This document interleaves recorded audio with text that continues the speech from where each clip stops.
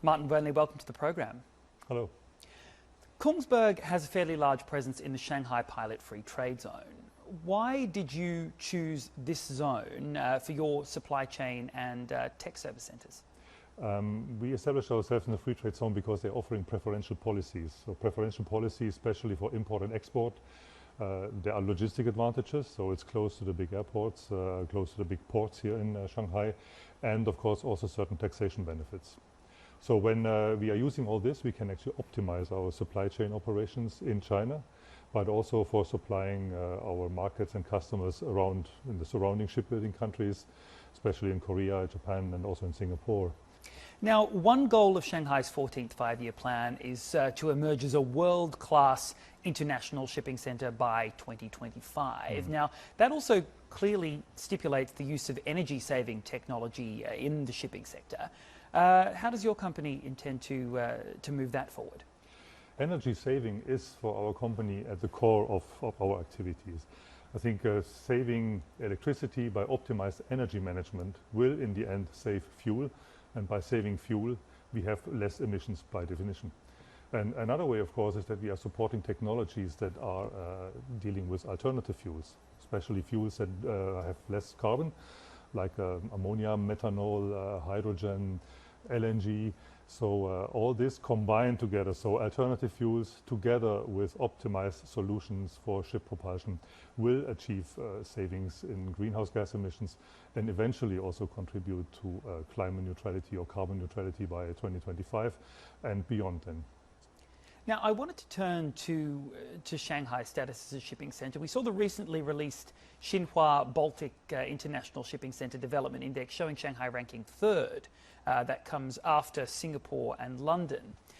From your experience and your observations, what has Shanghai sort of achieved the most during the past year, and what does it need to work on a bit more?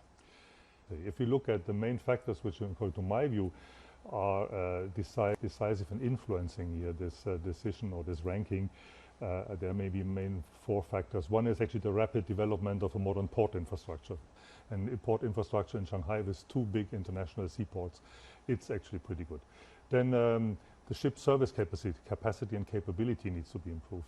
And this is happening in a very professional way in Shanghai. Third effect, I would say, is the free trade zone we just talked about. The free trade zone is actually helping the shipping industry to have more efficient processes, also in importing, exporting goods, or not even importing, just going through free trade zone and then exporting to another place. So as a transshipment, very important. And finally, and this is, I think, very important, is it's a stable and international business environment. And I think Shanghai has achieved very much these four goals. And the result is, I would say, that you have here in Shanghai a sort of a shipping cluster. It's a cluster which is in a way unique because it's combining shipping company, logistic companies, ship financing companies, and technical equipment companies like ours.